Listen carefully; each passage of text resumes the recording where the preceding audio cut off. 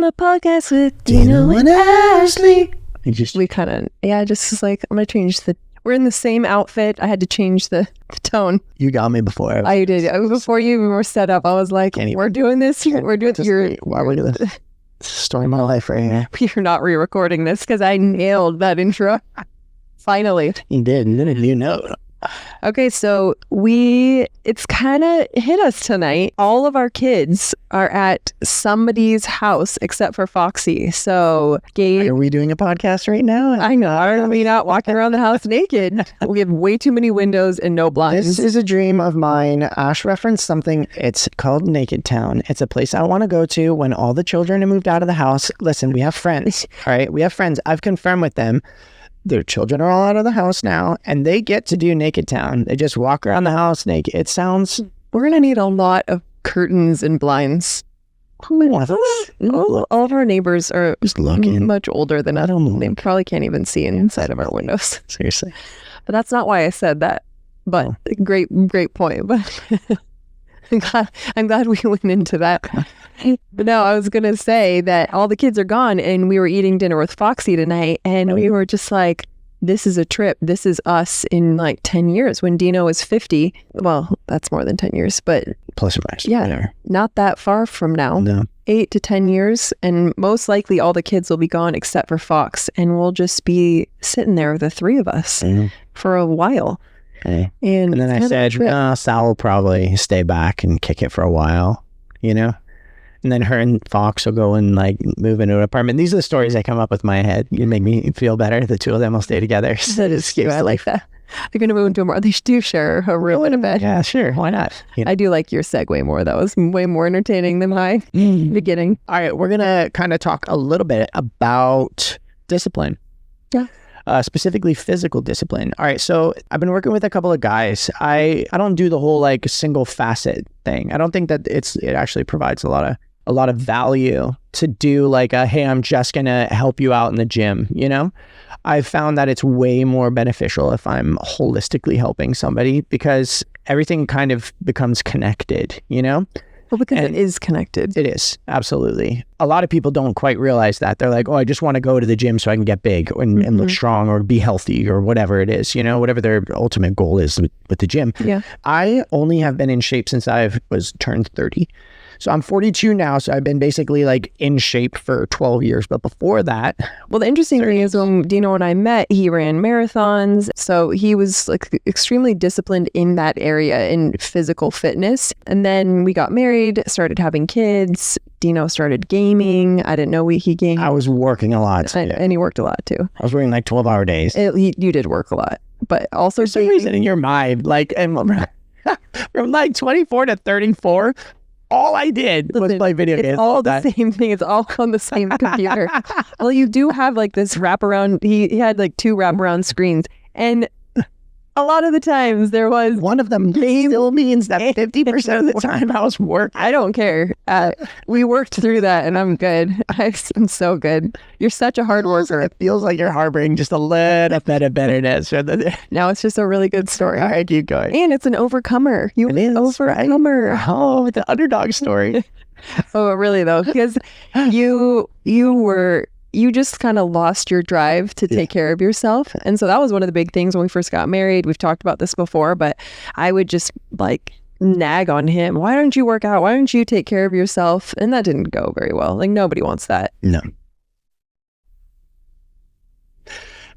You can leave that in. That's that really cute. Great. The baby just ran to give me a kiss. Kissy mama. Okay. So that was one of the things that I really wanted to change. And then when God started working on me at that point. You wanted to change it. Yes. And changing you. Yes. And I thought I could do this. Yes. I am a really good manipulator, passive aggressiver. Yeah. I can push you. Nag over and over. Really good at that. That works every single time, just so you know, too. Yeah. You want something? Just nag. Yes. No. So then God changed that in me and he was like, you need to get out of the way, which is interesting because I'm going through that right now. Get out of the way and let me take care of it. Hold on. I actually have an interesting thought. I'm like, we were just talking about though, like think about the logical conclusion of nagging women, right? Or men to that point. But like, if you nagged to get and broke your spouse, is that who you want as a spouse? No. You want like somebody you nagged to get, I can manipulate. and then also they're like broken, like, and they're only doing it because they're motivated by that type of. No. That's not. But that's just like the trap we get stuck in when you're in an unhealthy marriage or relationship. The next time you're basically going through something like that, just take a beat. Do you want like a loser as a spouse? You don't do that. You want a winner. Yeah. And you are making them a loser or a winner. Exactly. Right. My mind is blown right now. It's actually funny that you say winner, because Jordan Peterson actually talks about this too. Even when in the context of fighting, we're totally going on a tangent right here, but this is kind of fun. This. He talks about when you're fighting your spouse, when you're in an argument with them, never seek to win the argument for the exact same reason, because you don't want a loser as a spouse, right? Why would you want like somebody beat down and say, I won, and look at this stupid loser that I get to be married to? Like, think about that. We talked about this before. Like our purpose should be to build one another up. Like there's time for correction, but like that's correction that we are wanting to build the other person up, and we should want that from each other because it's coming out of love, and it's like godly correction. Like, hey, I know the man that you want to be. I want to like boost you. Yes, I want to boost you into that. We need to be each other's hype men. This was good. Okay, so where were we? We were at 30 years old and I was fat. You weren't fat. Your face was fat. My face was fat. All right, listen. You gain weight all in your rear end. I know. Mine all goes. Sorry. You hate that, don't you? Yeah, I'm really upset about it. Okay. Why do you think I become such a good cook? All right. That's true. All right. So anyways, I went through my 30s. I off and on did like long distance running. So I would dip my toe back and forth and things, but I wasn't necessarily consistent with anything. And then, when Gabe came around, I started to gain a good amount of sympathy weight. I stopped nagging and just started praying that God would just like give him balance in life, because I didn't need him to stop playing games and need him to be like a fitness person either, just to have balance so that he was healthy. I just wanted him to be healthy, and then I got into it, and then I became a fitness person. And I don't know if you ever know this about Dino, but he goes really hard when he gets into things. So he goes really hard into work, which is great. Like he's very successful there. He goes really hard into whatever he's like into. Yeah. And luckily I'm one of those things. You are. I go hard. Yes. So oh man. But I started getting into training. It was funny. Ash's brother was in the Air Force and in very, very good physical shape. And he got out of the Air Force and said, hey, what if, you taught me how to do what you do, code, and I taught you how to lift in the gym. So we started going really hard together in the gym. He would train me all morning, and then after we were done that, we would go home and I'd trade him out of code. He was an intern for one of the companies I worked for, and it was really fun. That got me really into the initial aspects of discipline. But at that same point in my life, one of the things I was doing was standing in the back, waiting for people to come and pray with them. And I remember distinctly a moment when I was at church. We were just sitting there, and I felt really strong that God was like, hey, you remember that? You need to go and like go up and pray. And with the person, and just be like, I want to move up a rung. I want to excel now at this next phase of my life. I've been like unfaithful of the job of being like a husband and a dad. The gifts that I've been given, I've been unfaithful with those gifts, and I no longer want to live that way. I want to like go. I want to push. Yeah. Physically was the first way that I started getting into it, because what I did after I went and prayed and at the front of the church kind of thing, and just asked for just prayer, just be like, hey, will you just pray for me that I can get my act together? Nothing drastic changed. I just felt like God invited me more into this mentality of like, what if you started going down this path? And then instead of just saying, oh, I'm going to do it and then not, or dip my toe in it and start and stop, I was like, what if I just like went hard on just one thing? So I know that I want to move down this path of leading my family more, being more of the head of the house, also being more like spiritually disciplined. I want to be more disciplined in my job. I just want all of it to be where I'm like more of a man. Yeah. I think you make a really good point there too. If I could just pause, like you can't grow just sitting on your sofa and not opening your Bible or praying and seeking after God or going to the gym or picking up a shovel and starting a job. You can't grow and just like wait for your world to change. You have to be active in your walk. Yep. Absolutely. And that's where discipline comes in. That's something that I think you and I have been talking with the kids about even lately. You know, they all profess like, hey, I've accepted Christ into my heart. And what that ultimately means then is that you take steps in that faith. Your actions then say, hey, I want to learn about who Christ is. And then I want my life to then resemble that, meaning I'm going to daily step that direction. And the aspects of that are exactly that. And discipline is saying, I'm going to do the thing that I want most, not the thing I want right now. And what most people want right now is to sit and do nothing. You know, it's real easy to sit and just chill and enjoy life by passively allowing it to go by. You can be passive in your marriage. You can be passive as a dad. You can be passive as in your job and just like check a box. But that, I feel like God's created all of us to do more. And when you're not doing that more, you end up becoming like depressed and irritable and angry, and it's miserable. God's created a scaffold and a design for things, and if you do things the way he tells you to, things go really, really well. You know? So back to the discipline stuff, then I started going really hard into the gym and into the physical discipline of it. And I said, hey, if I just start with something small, I'm going to just start with this. And then I'm going to allow it to, I'll stack something on top of it. You know, I had that initial mentality of what if I just do something hyper consistent for a duration and see what happens. So what I did was I said, there's a rule called the 2190 rule. And I kind of knew of it-ish. But the 2190 rule says that if you do something for 21 days, it becomes a habit. If you do it for 90 days, it becomes a lifestyle. So much so that it's ingrained in you. And unless you then do the opposite almost intentionally for a duration, that becomes the thing. So imagine how much easier something is if it is a habit, right? But 21 days is, that's some time. It means you have to be dedicated and be consistent for that duration. And that's actually one of the things I've been working with a couple of the guys on right now is like, pick something that you're going to be disciplined in. And there's one challenge I definitely I push all guys to go do right now. If you decide you want to go down this road of discipline in your life and you want to be like, just start making forward progress on who you're going to be as like a man. The first thing I would do is say, wake up early. I'm up at 5:30. I read my Bible from 5:30 to 6 and drink my coffee and get it, the house kind of sorted in order.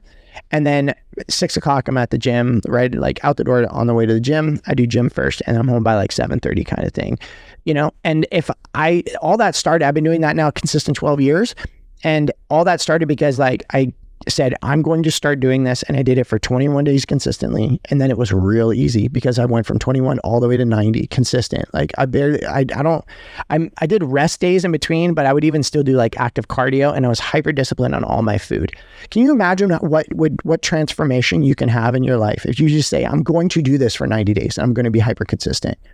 Because I know exactly what happened with me and I have like the photos to show, I have the receipts, as the youth say. Well, you have the photos, you have the physical proof of what the commitment has done. Yep. But then you also have the overflow of that because that has created like a ripple effect in our family's life, in each one of the kids, in my life, in people that you interact with, with the type of marriage we have, it has literally changed you from the inside out. Absolutely. Because of you deciding to have discipline in one area. And that brings me to a question. You specifically spoke to men and said, you should be doing this. But I do think there is a reason why you're saying men. But also women can do the same in whatever area, if it's a physical discipline or, it's not that you're not including women, but I know there's a reason why you said men. Yeah. The main reason why I say men is because, and this is going to end up getting controversial. Some people might not love this, but Ash and I are very much in the like complementarian versus egalitarian perspective, like where we lean way harder in the complementarian. And what that ultimately means is that like, egalitarian pretty much says we're equal and we have equal gifts and we can equally contribute in our equality in whatever we're working on as man and woman. Complementarian states that as man and woman, we have different roles and we have different ways of going about how the household structure is and hierarchy. And it runs God in the household, and then me, and then you, and then the kids kind of thing.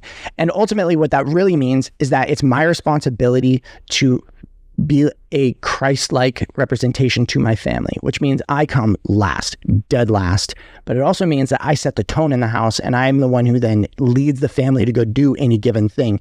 And I can 100% attest that when I've decided I'm going to lead the family in any given direction on any facet, it becomes almost instantaneous.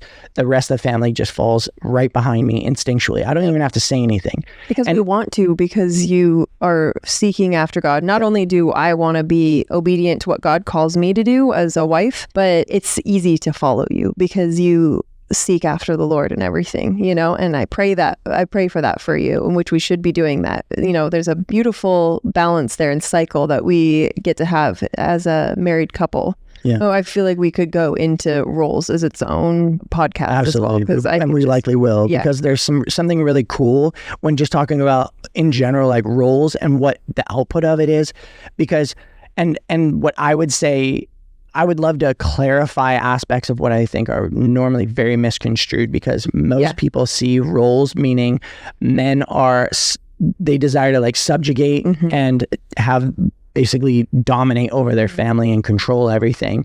Whereas the biblical representation of it is that men are the servant leaders of the house.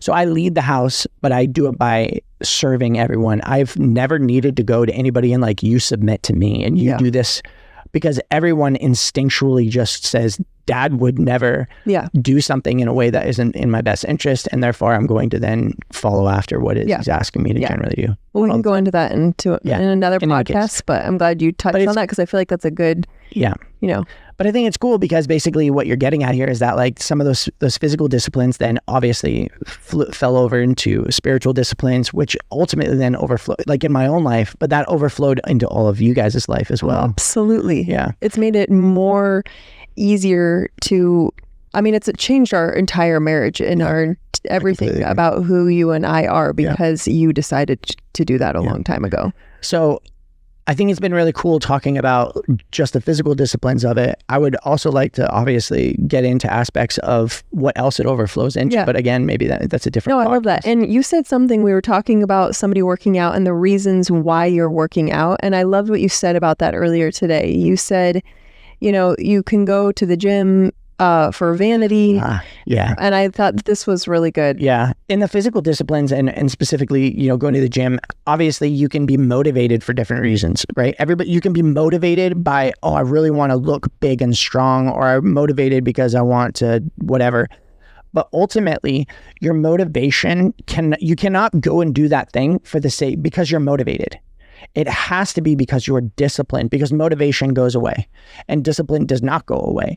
As soon as I feel like not doing something, I'm going to stop doing it, unless, again, discipline's the major aspect to it. And it was interesting what Ash was referencing is I was talking with somebody earlier and I sussed out that they effectively had no real discipline in other areas of their life, but it looked like they were physically disciplined, but it's unfortunate they're not physically disciplined. It was that the reason why that they looked the way they looked was because they were motivated, because they were desiring to, vanity was the main thing they were looking for. And it bummed me out, because it's like, man, if you were actually physically disciplined for the reason of discipline, the overflow would then turn into this something else. So it really comes down to, a lot of it is, what's your motivator? You and I were even talking about it on a previous podcast, but where's your heart at? Where's your motivation behind it? I think that if you're really just seeking after, yes, I'm going to put my flesh into submission. I desire to then take good care of my body and start my day right so that I can be in the best possible headspace and strong for my family. That's good. And I think that even is true for me. Like, just to speak to the mental health side of things, I have a genetic history, or genetic predisposition of a whole bunch of possible mental health disorders and stuff. And especially in my late 30s, that stuff started to kind of rear its head in terms of like, I was not doing great mentally. And the thing that helped me the most and almost instantaneously was being physically disciplined. Yeah. My head got in order and I could think more clearly. I could focus easier. The waves of like depression all went away. And that, I mean, you've even felt that. We've gone on vacation, like for my brother's wedding or whatever it was, you know, for like 10 days. And there was a certain amount of time that you just didn't move. You didn't have that discipline. It was just like, you know, you want to enjoy and relax. And that's so good to do. You know, there's time for rest. But there gets to a point where you could feel it start to creep in, you know, this other stuff. And you're like, I need to. Yeah. It's for me right now, it's the absolute main reason why I feel like I need to be going to the gym. It's like just to keep my head strong. And I mean, it helps in so many ways. It has such a cool overflow. Obviously, like with me, now both of my boys come to the gym, 13 and 15. They're in the gym every single day. I've been training Gabe for a year and a half. I've been training Gabe Gav for every morning at 5:30 in the morning. And like, I think maybe a handful of times we've had to, they haven't woken up because of their alarm. How freaking cool is this? My children, my boys are disciplined just because they saw their dad being disciplined. And they picked that up at like an early age. And I'm just like, man, I'm so undeserving. Let me tell you, that is a turn on for me for sure. I don't hate it that you're like creating that in like my children and like growing these men. It's like very attractive. Yeah. I mean, yeah. Thank you. I mean, I'm not mad at the consequence of you being attracted to it. So. But I even I want to be disciplined because of your discipline. Which is so funny. This is another consequence of it is, again, my prioritization of it then affects the rest of my family. This happened with another one of my buddies who I've been pushing to go to the gym, and he's on day 18 right now of pushing hard physically in the gym. And day 15 we were talking, and he's like, yeah, my wife's even now starting to do it too. She's worked out 4 times in the last 2 weeks. So it's like, man, it's such a cool thing. So I just want to, the main point of the podcast was to instigate growth in your own life with good intent, seeking after things that are good, and mostly in trying to instill discipline into your life. You will totally feel so much better about all the things, I promise you, if you instill discipline in your life, specifically physical discipline. Get up early, do a 21 day, just see what it just try it out. And can I just say too, going back to the overflow and how it's brought me along, it's so cool because it's one more thing in our life that we get to do together, that we get to experience together. And we feel really strongly that so much of our lives, this is another podcast we've talked about that we want to do, but should be as one. Yes, we are our own people and we have our own personalities, but we should be bonding together and making memories together and finding things that we love to do together. And I have found, I just want to be with them. So do I love going to the gym at 5:30 in the morning? No, I hate it. You said you loved it. No, I love you though. And I love the discipline and I love all of the overflow of it. But it's so cool to just have that mentality with our spouses of what can I come alongside you with? What can we do? This is literally a whole other podcast together. And I completely agree with this. Yeah. And one other positive of this, and this is just a good thing, is that when you're putting your flesh into submission and you are getting healthy, this doesn't mean a certain look. You can look whatever it is. Yeah. It's just a discipline and being healthy. It also, you just feel good too, which is also going to overflow into your sex life. It's just another beautiful cycle. Right? Absolutely. Yeah. I mean, if you work out, guys, you will eventually get your wife to come alongside you. It's highly probable. And then you eventually have a better connection, physical connection. It's just the outset of it. And you're feeling good. You have endorphins. You just feel good. Absolutely. So that overflows into me feeling good with you and connected with you. Yep. So especially for a woman where there's so many variables in wanting to have sex, that overflow. 1 million. 1 million. You could just tap into that. Yes. Tap that. Tap it. Absolutely. I could not agree more. All right. Well, that was a good one. I feel like that was a good little prod for the men. Yeah. I feel like we wanted to, I want to do definitely another one where I'm like really, really calling out guys and like what it means to like really lead your family. But we'll do that for another time. I think, but I think this was a good one because this is like where the start of it is, just having that discipline. Yeah. I do suggest like having aspects of what it is that you're trying to get out of, going into this physical discipline phase. It's always fun and rewarding to have aspects of goals, things like, all right, I do want to go and like get a better physique on this. It's rewarding. Do not use that as the primary motivator or the main reason why. You don't want to try and understand, like, you can go and listen to Huberman. He does a whole talk on dopamine and maximizing dopamine, and you get a huge dopamine rush out of lifting and out of the rewards of lifting. Just make sure you're doing it for the right reasons. If you do it for the wrong reasons, you end up messing your dopamine levels up and things like that. How can you make sure you're doing it for the right reasons? What he basically says is don't spike the football, which basically means like when a football player is obviously scoring a touchdown, he's like, yeah, it's spiking the ball. When you're lifting, you want to associate effort with the high. So when you're lifting and actually doing any given movement, try and get the most high out of that at that point. What you don't want to do is go and look in a mirror and be like, yeah, I'm looking really good right now, and that kind of thing like that. That ends up messing with your dopamine levels, ironically. Interesting. Which is pride. So you want the high within like the lift. Yeah. You're trying to basically associate effort with that dopamine. Yeah. Anytime you associate dopamine with effort, it's good, basically good for you. And I really hope that I understand this right. I'm not a biochemist by go watch a Huberman. Go watch a Huberman. He knows like a little sponge though. He like loves just somebody's gonna listen to this podcast and be like, Dino, you're an absolute idiot. This is what you're on. Is gonna listen. I know. No, he's talking about this good. He'd be like, I'm suing Dino. But at the very least, I have noticed if I associate effort with any kind of high, it's just so much better. It's less like crashy. What's a hot take after the fact? After hours maybe. They did this.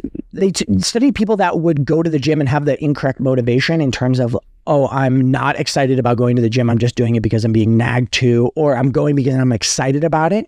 And they could do the same level of effort. And one of them would have very bad physical characteristics output out of that. They would have higher negative hormone levels in them. And the other one who has a positive attitude and correctly motivated and excited about it and enthusiasm, has enthusiasm to go to the gym, they actually had positive results out of it. Because they actually are doing the But you could do the same. No, you could do the same thing. It's just biochemistry. It just has to do with basically when you're doing that stressful thing, if you have a positive attitude about it, it's releasing endorphins and good hormones in your system. If you're doing it in a negative way with a negative attitude, it's a stressful thing. And what's the stress hormone that you always... Cortisol. Yeah, your cortisol levels get elevated. Yeah. It's just like not good for you. I mean, wouldn't that overflow in like other areas in your life and do the same thing? Yeah, absolutely. Everything? Anytime you're doing something with a negative attitude, negative heart, it's like not good for you. Yeah, they say that about food? Like when a chef is angry and they're like cooking food, like you can taste it in their food.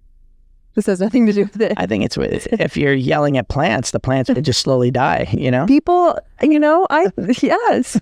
Yeah, you gotta love the plants. Yeah, sing to the plant. I do. And they're so happy. I bet Sarah does that. Oh, for sure. Yeah, she sings to my little baby. Totally. And I talk with them too. I'm like, you're not going to die. You love very happy. You can tell. They're very happy. Because we talk to them. All right. This was an awesome one. And we'll dive in, I think, into something weird, just like get your junk together, men. Maybe we'll see. We'll see. No, all right. We'll talk soon. Thanks, guys, for coming. Guys. Bye.